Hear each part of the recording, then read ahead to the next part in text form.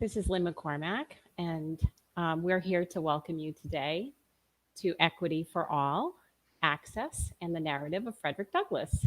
And we're so delighted to be here with you today.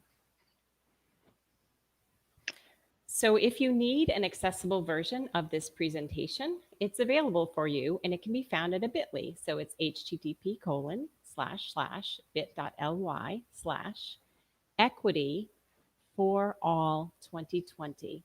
And the 4 is a number and 2020 is a number. So that's Equity for All 2020.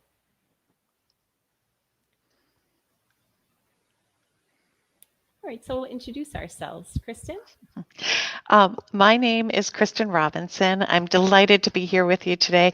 I work at CAST, and I'm an instructional designer and research associate, and I would just like to tell you that I have the best job really in the world because I get to work with researchers and with technologists, and I get to create learning environments, and then I get to go and test them out and get feedback from teachers and students and parents. And so I get to work with the best researchers, the best technologists, and the best people in schools. And so I'm going to make my case that I have the best job. Lynn is going to trying to counter that. So I'll let her introduce herself.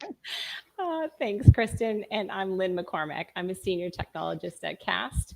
And I'm so delighted to be here with you today. And yes, I will argue with Kristin that I have the best job at CAST because I get to make amazing software with incredible designers and researchers and get to work with folks like Kristin who brings them out into schools. And we really look forward to every day just helping make education better for everybody. So we're so delighted to be here with you today, and let's get going.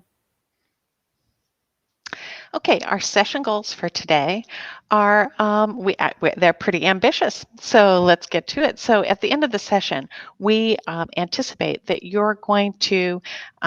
Sorry, I'm going to have to get a little closer to my screen because I can't see my my goals very well. You're going to have strategies to support creating accessible materials. You're going to recognize how engagement and motivation provides entry points for the wide diversity of learners.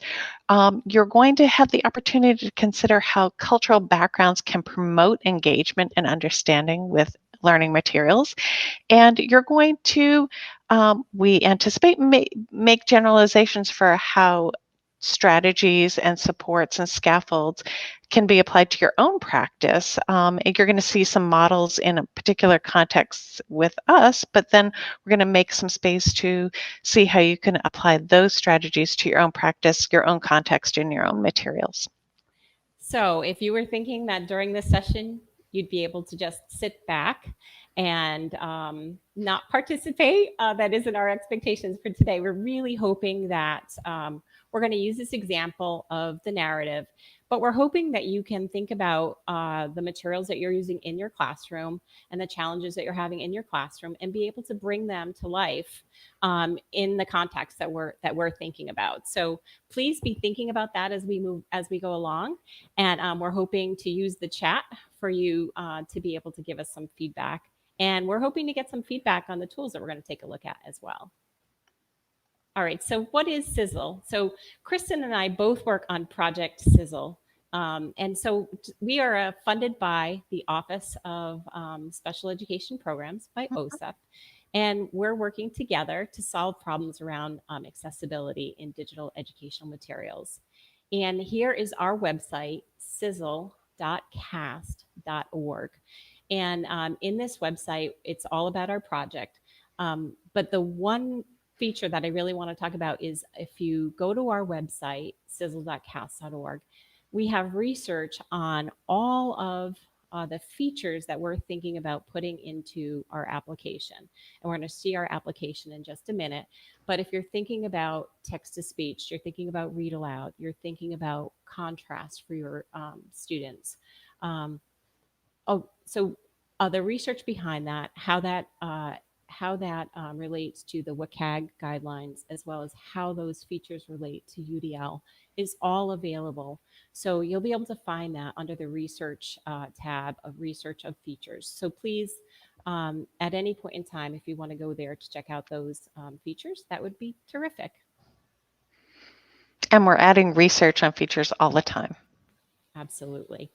And so our project is Sizzle, but a tool that we're gonna use today is called Clusive. It's part of the Sizzle suite of tools, and it's free, and it's available online. It's accessible, and it's adaptive learning environment where learners can access digital learning materials, and they can use their preferences for changing the display and really personalizing the application so that it best supports the user in being able to obtain the material in a format that really works best for you. And there is a link here to an introductory video, but if you go to the Clusive site, you'll be able to see that there as well.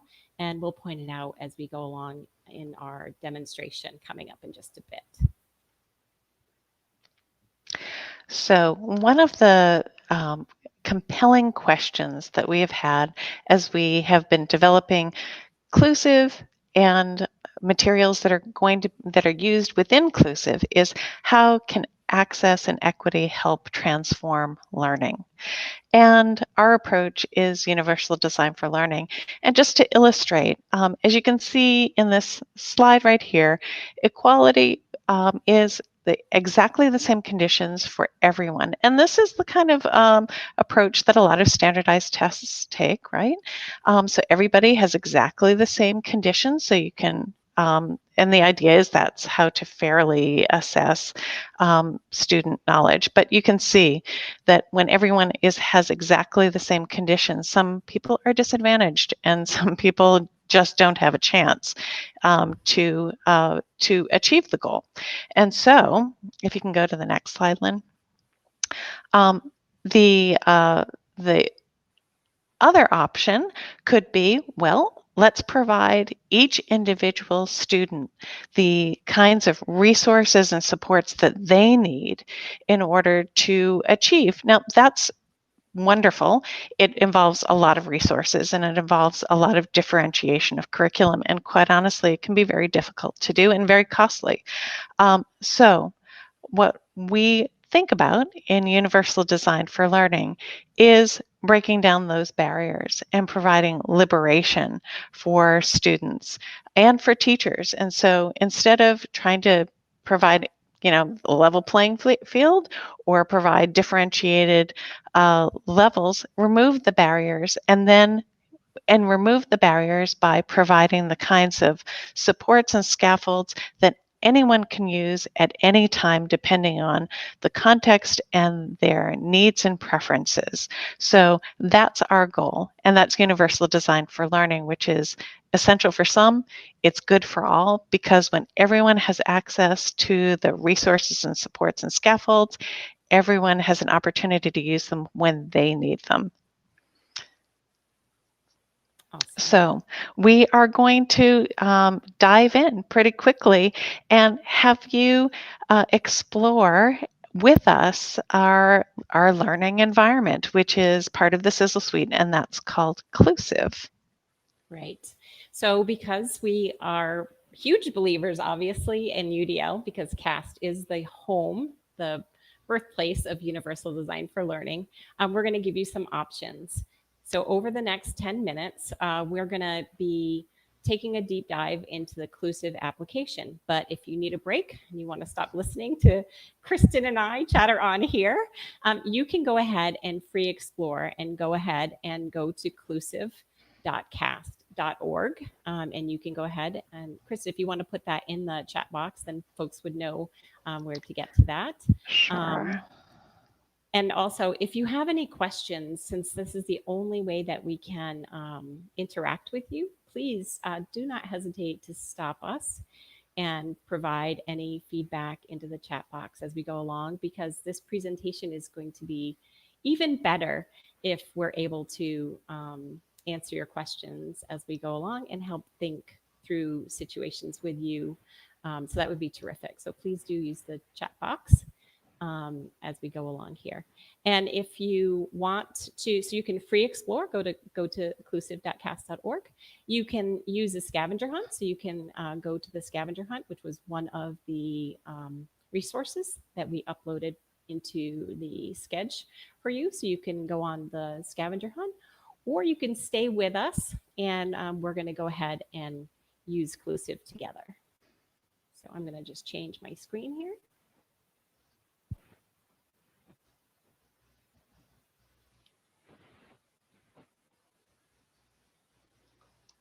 Great. And so now we are in inclusive.cast.org, and we're on the login page. And earlier I was saying, if you wanted to look at the overview demonstration video, that's right there on the home screen. But in our case, we're going to dive in. And if you want to dive in along with us, by all means, open up another window and go to inclusive.cast.org, and you can follow along and interact with the application exactly in the way that we're going to do it. So you could sign in if you had a login account, but it's just as easy for this purposes today. We're going to just try Clusive as a guest. So we're going to go ahead and sign in as a guest. And when we get in, we're in the library. So we have all of our articles right now, and we have nearly 100 different EPUBs in the library right now. You can see some of those. We're going to look at some of them afterwards, but I want to explore one with you first here. So I'm going to go to this article, Are After-School Jobs Helpful or Harmful for Students? So I'm going to go ahead and choose this article to read. All right, so here I am just about to go into this article. Kristin, do you want to talk about the words that they're asking me now? Sure. The words that come up when you open any article in Clusive are going to be some key words that represent different challenge level words in articles. And we have 5 words for every article that a user can go into and check and kind of self-rate how well they know particular words. And that's what Lynn is doing right now. She's self-rating. Those words go into a word bank, and we're going to learn a little bit more about that later. But they'll go into a word bank, and they help Clusive get to know you better, your what knowledge you have about particular vocabulary words, and because this is an adaptive environment, it's going to gather information about you as a learner and start making recommendations the more it gets to know you. Great. So I'm on the last word, so I'm just going to stop here and just point out the fact that, yes, it asks you those 5 words. And when I choose this last word, it's going to give me the option to say I'm all set. I have this cue here. But if at any point in time I did not want to answer the questions, you can always bypass them by saying, take me to the article. But we're all set. So we're going to go ahead and take a look at this article. Now, I'm going to note that what I did was I chose a specific article by the SERP Institute. And these articles have multiple levels in them. And Kristin, maybe you just want to talk a little bit about those multiple levels. Yep. So some articles inclusive have varied readability levels, and they can, we start with an anchor text, which is the SERP word generation text. A lot of educators are familiar with these texts. They're middle school age texts, and that's an anchor text, and they are leveled up at least 1 grade level or down at least 1 grade level. The vocabulary, that kind of activity that you go through first, was our first point of leveling. So differentiating that core vocabulary, and then making adaptations to text to increase sentence complexity and structure or decrease sentence complexity and structure. And all that is to give options for readers for how to engage with a particular text. The meaning is identical for all of the texts, but you might get some more advanced vocabulary in the upper level and some reduction in a few words level of vocabulary in the less complex versions. Super. Thank you, Kristen. And so we can see, and as you noticed, I purposefully chose that I either didn't know or never heard of words on purpose so that I knew that I would end up getting the lowest level of this three-tiered article that was here. So I'm here, and as an end user, we felt really strongly that in order to empower our users, that they would have the ability to be able to determine where in the leveling that they felt that they would best fit. And so one of the other things we're thinking about is adding goals in addition to the words as you're going into an article, because we're where the goal, or if you're having trouble with this, Kristen, if you consider the goal in addition to your knowledge. So, for example, I love dinosaurs. Well, if it's an article about dinosaurs and I really love dinosaurs and I'm reading for pleasure, maybe I want to reach a little bit higher than if I'm struggling with a topic and I don't really know it very well and my interest is low. Maybe then I want something that's a little bit easier to read. So being able to understand how that goal fits in with your knowledge together, that can be a very powerful thing. And that's something that we're working on right now. And so I'm just going to go over here to the settings panel, because this is what we're seeing right now is the default settings that Clusive comes with, but we want folks to be able to personalize the settings for themselves. And one of the things that we're working on right now is, because we know that students are notorious, like, nah, I'm not really going to do that, or no, I'm not really going to play with that, or I'm not going to think about that. So what we're working on is an onboarding process to be able to introduce these settings to the students so that they can engage with them and understand how actually changing those settings and personalizing the system will really lead to a better overall experience for them. So in here, we can change the text size. I know my old eyes could use a little bit extra on the fonts. The line spacing can be smaller or larger, and the letter spacing can also help as well. And there's a choice of fonts, including Open Dyslexic, which has shown some promise for students who are dyslexic. And then we've provided 3 color palettes. We've actually worked to narrow down some of these settings. There are a myriad of settings that you could provide, but over providing options for folks we're also potentially can lead to kind of a too many choices situation. So there are 3 different color settings that we have right now. I can definitely not use the black on the black background, so I'm going to go back to the original one. And then I'm going to show you some of the word lookups, but this is the start of thinking about what features in the application itself do I want to control as the user. So this word lookup, we could show or hide. And so that's, I'll show you the words themselves in a minute. Kristen, did you have any comments on the settings or? No, but something that will come up a little bit later. Lynn mentioned that we're exploring different ways of onboarding students, and right now the text you're looking at is middle school, but you can put any materials into Clusive, and so we're really exploring different ways of doing onboarding, and we'd love your feedback now or later if you're interested in being part of our focus groups or whatever, because we have different, it could be activity based, it could be tooltips, it could be something we haven't thought of yet. So we'd love your thoughts on a simple and elegant and powerful way to introduce any user to the different settings that they can use to empower themselves to access information. Mhm. And so, of course, we also want to make sure that folks can read the text, and so we allowed for full read aloud. So I'm just going to start this. I don't believe you're going to be able to hear it, but you will be able to at least see the read aloud moving. You can have the whole page read aloud, or you can have single words read aloud for you as well. So the capacity to do either of those. So if you need help just sounding out a word, that capacity is there for you. Um, and then the word lookups that we showed in the settings panel are right here. So these are words that have been decided would be helpful for me to be able to see. based on the answers I had to the questions earlier on, and as the system gains more knowledge of me as a user.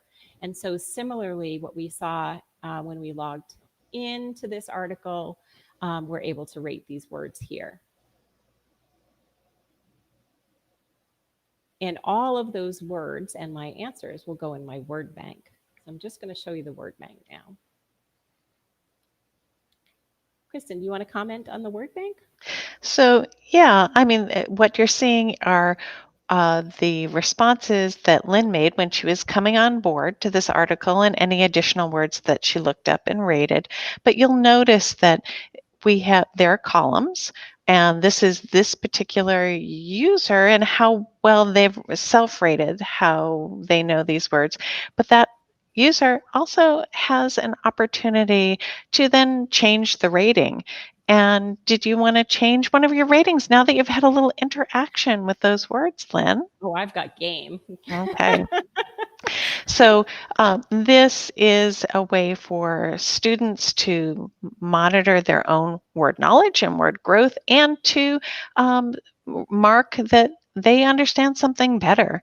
And so there are multiple uses for this. It's for self-monitoring and personal growth, but also it can be a study guide for for students or teachers, for vocabulary knowledge and development, and that kind of self-reflection of how well you feel that you are growing as a learner. All right, so I'm going to go back to the article. So I think that's all that I wanted to show on this article. Was there anything that I missed, Kristin?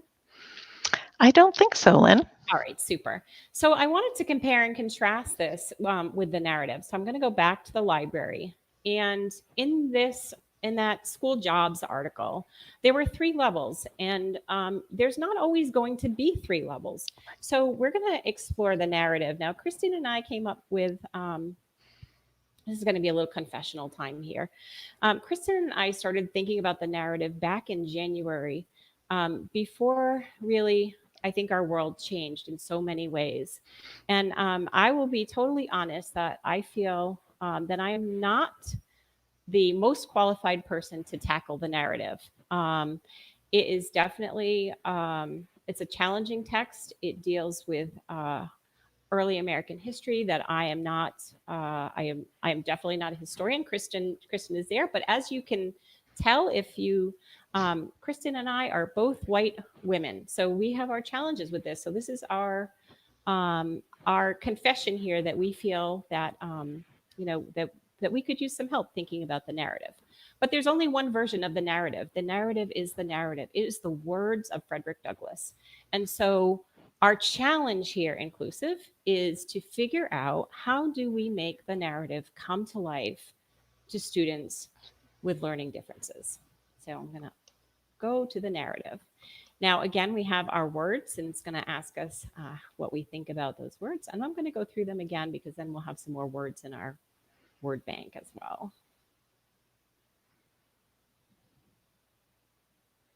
And now we're all set, and we're going to go to Frederick Douglass.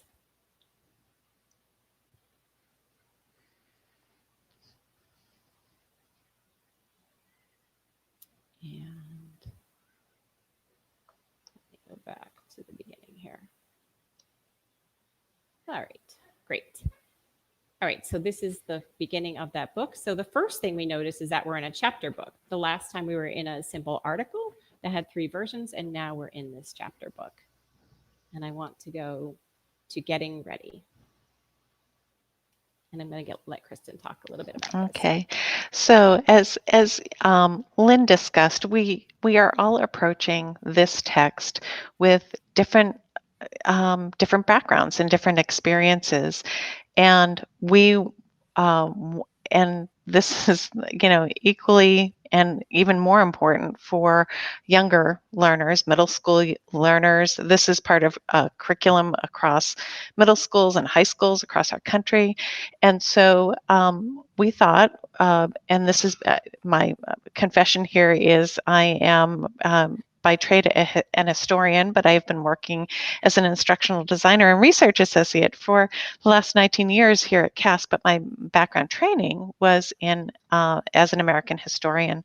And so I have a particular approach and access to this kind of material, but I don't have every kind of access to this kind of material. So we wanted to honor the different places that people may be coming in order to situate and create an opportunity for personal orientation to the text. And so this particular page has some text of, describing how different people might be approaching this text and what kind of family histories they have, what kind of contemporary histories they might have.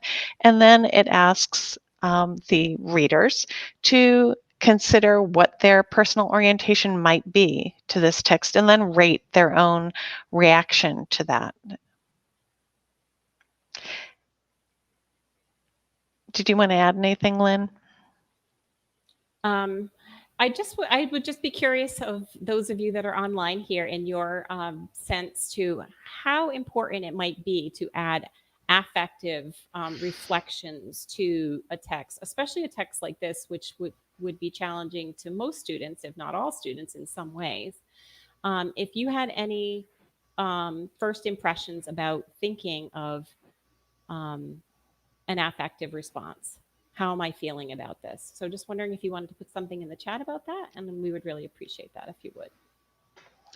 So while people are thinking about that, I also want to reinforce what you're saying. This is a historic text and it's a primary source document, which raises its own sets of challenges, and we'll be talking about that in a minute.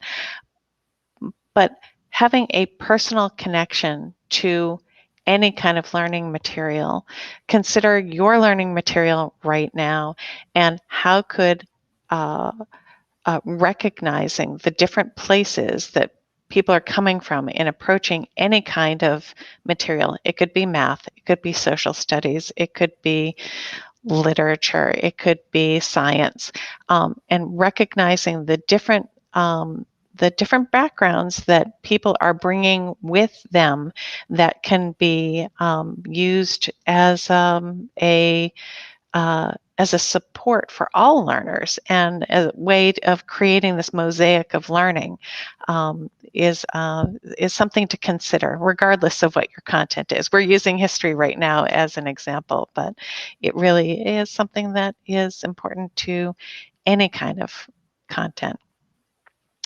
And Lynn, I'm going to apologize. I cannot see the chat online right now, but we have somebody monitoring the chat. So if there are any reflections, they're going to be shared out, and the folks that are online can see each other's reflections. Great. All right. So I'm in chapter 1 now, and one of the things I want to point out is that all of our images have long descriptions, and oftentimes things like alt text or long descriptions are hidden from the users and only available to those users who are using assistive technology. But from a UDL perspective, we want every user to be able to access those sort of features because it really does help all users understand images. So throughout this article, this chapters, you'll find that the long descriptions are available to everybody that is there. So the original core text is here. And then, Kristin, you want to just talk about what we've added in here? Sure. There are a number of different support opportunities for students. So there are extension activities, there's background knowledge that any user has an option to access. When we've put in images, there of course is alt text and long descriptions, but there are also the image is often connected either with a quote from the text or with some information that is connecting the concept represented in the image with the text. So this is an exercise of building context and background knowledge and extending that knowledge. So if students are interested in if they have background knowledge, to extend that background knowledge. If they want to get background knowledge, they can, or they can opt to just stay with the text and get the information that is represented on the side without going deeper. So there's always options for how to engage with the text. And of course, down at the end, not of course, but because you haven't seen it yet, down at the bottom of this particular chapter, there are some embedded assessments, and Lynn is going to talk a little bit more about that, but we have two different designs in the first two chapters of this particular book. And in this first chapter, we put the assessments at the end of the chapter material, that original source material, and they range from affective response of trying to build empathy with the events of the chapter, which quite honestly are very disturbing. And then some comprehension checks, true or false, and fill in the blank, and a maze summary of the actual chapter with reinforcing text that that helps the learner understand that the summary isn't as much of a test as it is a reinforcement. Doing a summary, research shows that doing summaries reinforces the concepts and understanding. So that's why that's here. It's not to trick you or fool you or to show what you don't know. It's to help you build your understanding of the information. Super.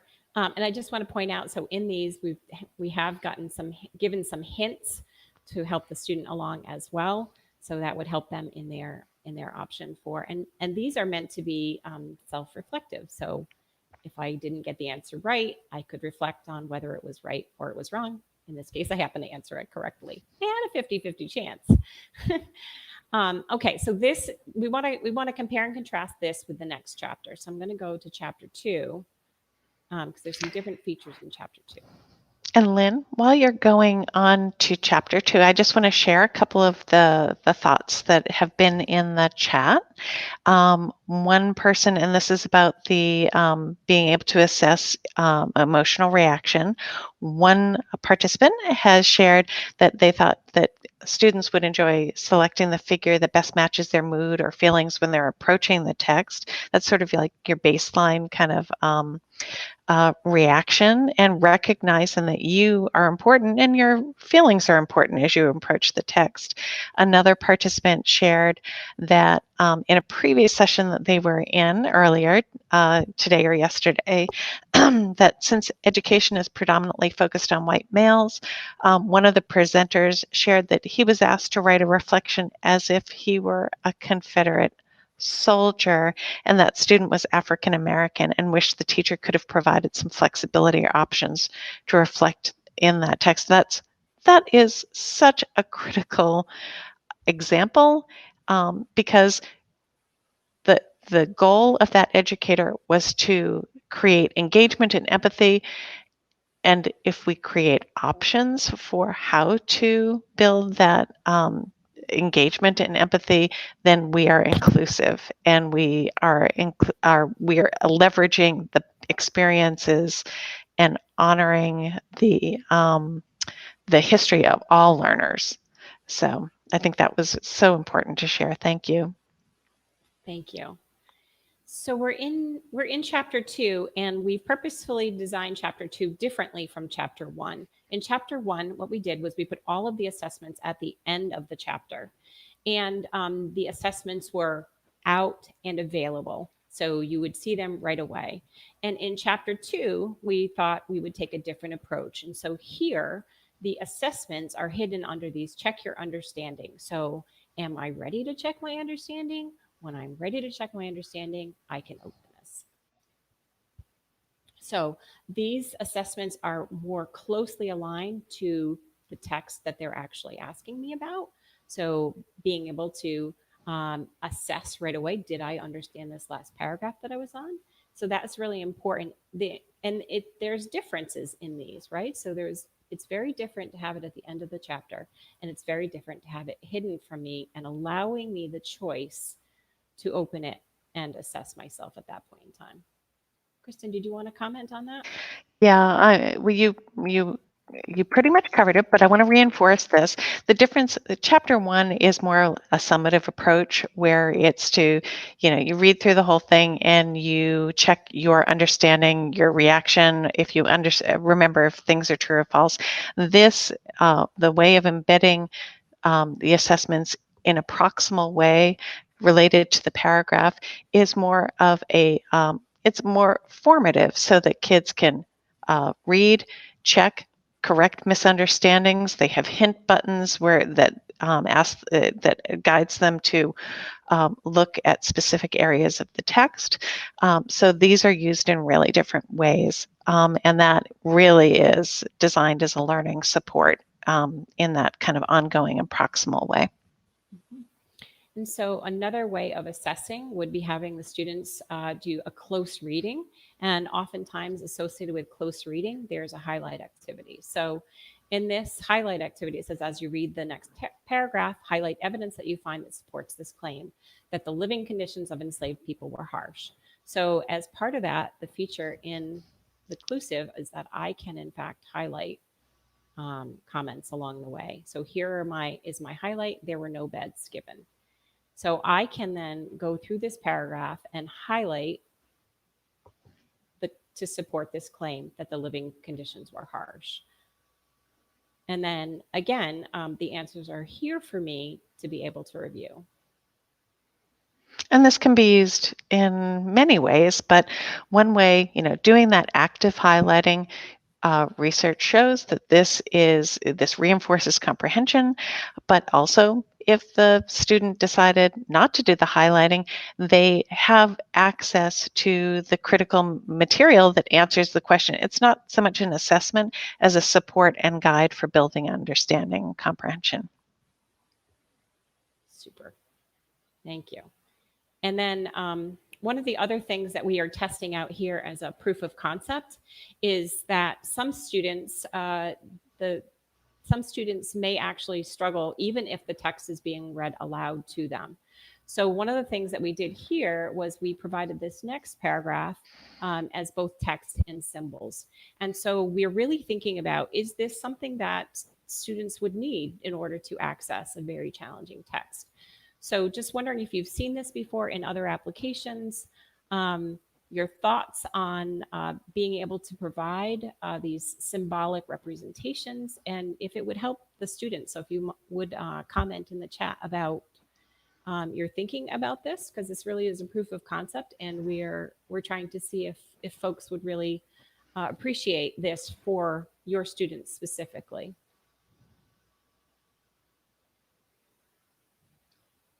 And Chris, I was going to say, we were looking at this last night, right, Kristen?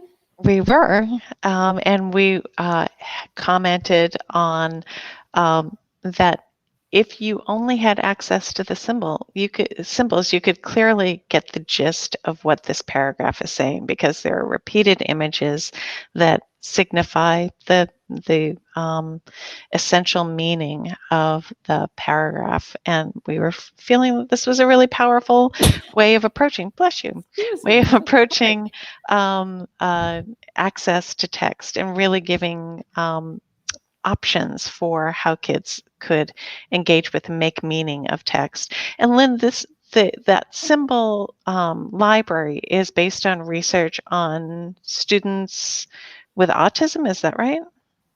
No, this is not specific to autism. Okay. The symbol library is an open symbol library, generally for students with communications difficulties.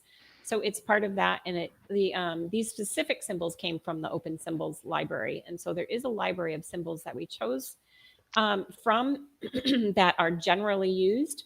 But I would be curious if you've used other libraries for symbols with your students, or other AAC type devices that use other libraries. So I'm just curious if you have any feedback on that. That would be terrific if you added that into the chat as well.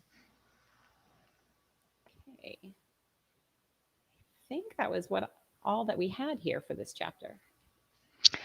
think that those are the core points, yes. And then, of course, opportunities to explore further. There's at the very end, there's a call to action where if you're really interested in this, there are other stories, and that is um, to support learners in recognizing that they have areas of interest and to support them in how to pursue their interests. So in this case, we put in other activists for social justice, and most of those are related to the Library of Congress articles that we've also included in the Clusive Library. But we're thinking, are there, should there be a tagging structure to allow users, and you're going to find out in a minute, but I'm going to do a minor reveal right now, that we have a library of materials, but users are going to be able to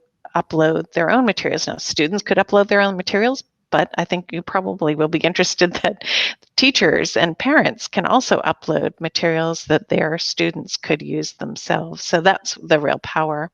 And all of it would be rendered in this accessible and supported way. Yeah, so I'm not going to log in as a teacher, but we can just talk about this. So you can see that there are different libraries. So there's the public content. As I said earlier, we have about 100 different EPUBs in our public content right now. I'm logged in as a student, and so I could upload my own content. And then there's also just all content. But if you were in a classroom, there could be the materials specific for your classroom, and you as a teacher would be able to upload those specific classroom articles that you wanted. We are taking uploads in an EPUB format.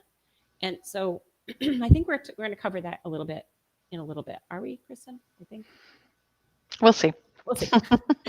We've really gone over here. My apologies for this. Let's go back to the presentation, and we'll be looking now for some feedback as well. So let me just change back to our presentation and see where we are. And that clearly took more than 10 minutes.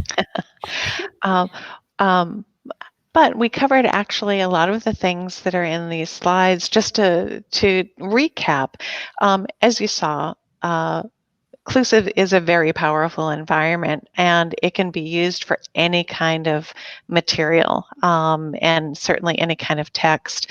And it has a range of supports and scaffolds for so that can be customized for any learner. And it's adaptive, so it will start making recommendations for learners themselves. So we were looking at a particularly challenging text that doesn't have multiple levels, but it does have a series of challenges, and that can be made accessible as well. We decided to pursue the kinds of challenges that we know exist around historical texts, and that is archaic language. So we built some glossary words. The historical context, we know that's a challenge, the vivid description of disturbing events. And so we were developing certain strategies. These aren't the only strategies that could be developed, but these are strategies that we are proposing for as schema or models for the kinds of strategies you can use yourselves. And so one of the strategies was leveraging the variability of learners by really thinking about emotional engagement. Certainly physical variability, because Clusive really has a powerful engine for varying the appearance and display of learning objects within it. But there are, and you guys gave us some feedback on the question of how do you support emotional engagement? And thank you for your comments. And there are ways, I'd be interested in ways that you right now are using emotional engagement, or ways that you're thinking now of building that kind of emotional access to allow all learners to approach with their own set of experiences and backgrounds to whatever curriculum you're using. If you go to actually see slide 16, Lynn, we can move ahead to that one.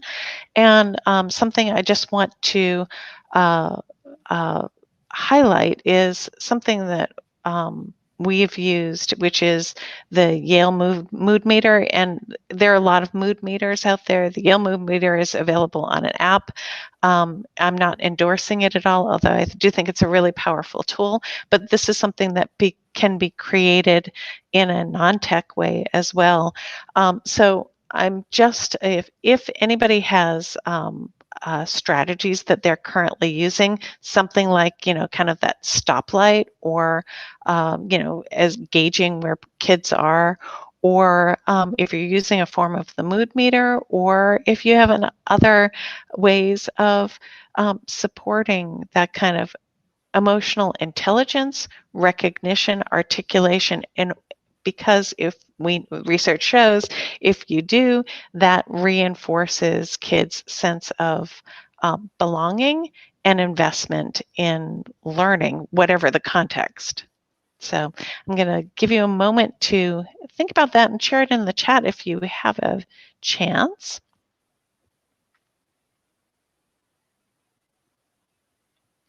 And as you're doing that, just to reiterate what we decided to try out, Inclusive is a variety of strategies for developing personal orientation to the text. One of them was that getting ready page, where it asked kids to, or not kids, any reader, to evaluate where they were coming from in terms of their histories, and then evaluate where they were how they were feeling, and to recognize there's no bad feelings. It's just recognizing where you are and why that's important for approaching a text. Other ways we were tackling were to engage students in the text were building cultural relevance, and that was by inviting different learners' experiences and backgrounds, but also in building background knowledge, so that, and also there are maps built into the narrative so that people could see in today's geography where these events happen, which are closer and much further north than people would consider, would assume, I think. So that was another way we were trying to build cultural relevance. We were trying to support building background knowledge, and to address cognitive variability. So lots of different ways to get background knowledge and to check your own understanding as you journeyed through this environment and this really different world that's represented by the narrative of the life of Frederick Douglass. So background knowledge in a variety of different ways, and and finally, I want to consider assessments, because assessments are powerful. Assessments, the research on assessment shows that ongoing self-monitoring and revising your understanding as you learn is key to building comprehension skills. If you continue with a misunderstanding, then it's harder to dislodge that misunderstanding. But it's not that simple. It's not just assessments, good. It's not that simple, because this research also shows that individuals, and including and especially individuals in stigmatized groups, can approach assessments with really different understandings of what it means to themselves. Assessments can be powerful. Assessments can be informative. Assessments can help me understand what I know and where I need clarification, but assessments can also be threatening, and assessments can feel like it's yet another confirmation of personal failure. So I'm not going to say we have the answer to that, but I'm going to say we're asking the questions, and we are exploring different models, and there's not one model that's right, but it's recognizing that that this exists as variability. And so how can we address that to truly know what students know and can do, and to support students in building from where they are to an instructional goal that we have and a goal that they have to improve and get better at what they're doing. So I actually just skipped us up to slide 25. So.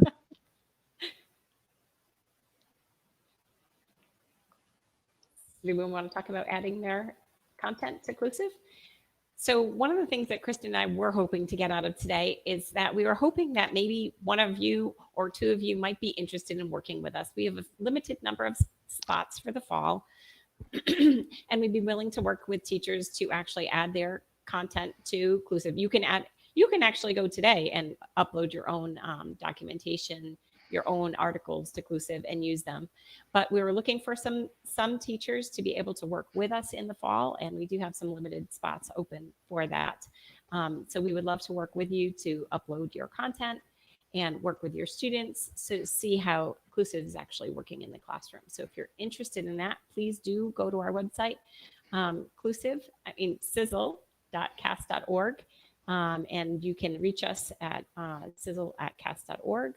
Send us a quick email, or there's a form to fill out on the website, but we would love it for you to work with us in the Clusive environment. So I know we need to stop in a minute, but I just want to say, I think this is really exciting. Clusive is an environment that's that's there waiting for your content to be added to it.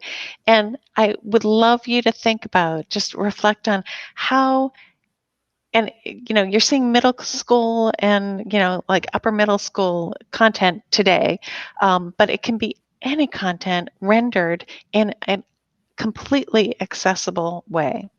So think about your content and how this could be used to build your students' agency and promote your students' self-awareness of themselves as learners, and how they can learn what their strengths are and how to build on areas that are not as strong, and to promote positive learning outcomes for students and, of course, teachers, because we as teachers need positive learning outcomes as well. I think this is really exciting, and I hope that you can think about ways that whatever you are working with, it could be emerging readers, early readers, it could be kids in high school, it could be adult learners, and how you could use this environment for materials that you have that render them accessible and in a free and open environment. So now is the time we're going to just ask you if you saw something in the application today, inclusive, that you felt would be especially effective with your students. Does it reduce barriers? Does it help build motivation for your students and all learners? So just wondering if you want to give us a little bit of feedback in the chat window in the channel. That would be amazing for us to get that feedback. And as I said, we would love it if you worked with us.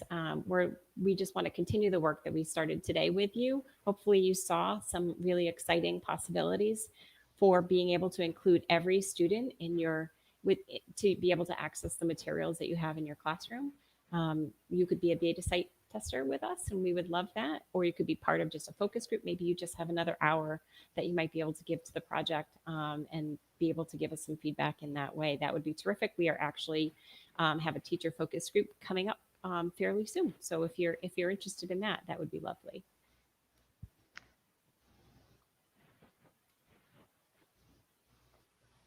And we finished right at 5:10, which is perfect, because we were hoping that those of you that are online, that you might be able to fill out our survey. This would be terrific. Kristen, are you able to put that in the chat for our viewers that are still online? This is for our evaluator, and so they're always looking for feedback on what you think about our product and our presentation as well. So we would appreciate any feedback that you would be able to give us. And Kristen's going to try to put that in the chat window if she can. Well, I'm going to share it with Sun, who I'm going to ask to put it in the chat windows right now. Thank you. Somebody's going to put it in the chat, but I'm going to read it out loud because it's a bit.ly. So it's http://bit.ly/ and then it's Sizzle, CISL in capital, at, in lower, AT, and then in uppercase, ICSC. And so if you could get a chance to fill out our survey, we would be most grateful. And if you are interested in working with us, we would really appreciate your time and your feedback. And again, we want to just thank you for your time today. We know it's the end of your 2 days of sessions, and we're so grateful that you chose this time to spend with us, and we really do appreciate that. So there's a question in the chat. Is there any possibility of being able to add materials other than EPUB? That's a really great question. And the answer is yes and no. So your materials may not originally come in EPUB, but there are easy ways to convert those files to EPUB. Actually, I'm going to defer to my colleague now because she's the technologist and I'm not. And she can go into, we have some resources that we can share with you. So actually, most of the materials that teachers have are either in Google Docs or in Microsoft Word. And both of those products have an save as EPUB version. So as long as your text is in a accessible version of Word or Excel, and both of those tools have a way to check for the accessibility, you should be able to just do a quick export and be able to import right into Clusive. So really, for the majority of documents that are there that teachers have or have created, we should be able to put that right into the Clusive environment. There are also many places you can go to get EPUBs. We have these, I think they're listed in our digital handout that we have uploaded, such as our favorite is standard ebooks. And because it has a lot of the ebooks that were originally brought over that were just images of pages, what they've done is they've actually gone in and made sure everything is translated, fixed all the spelling errors from there, added image descriptions so that all of our users would be able to get to that information. So that's actually an excellent place. We have a handful of those books that we have uploaded. We didn't upload them all because it's so easy for you to be able to just grab those and upload those for use in your classroom. More recently, we've been exploring some of the lower grades. So we have done some exports from the Tar Heel reader. So if you're familiar with that, that really goes to the kind of pre-KK through fourth grade, really. So the early emerging readers. And we've been able to export that and import that right into Clusive as well. So there's a variety of ways that you're able to get your materials in there. And EPUB is really just a nice standard format to get from a lot of different formats that are out there already.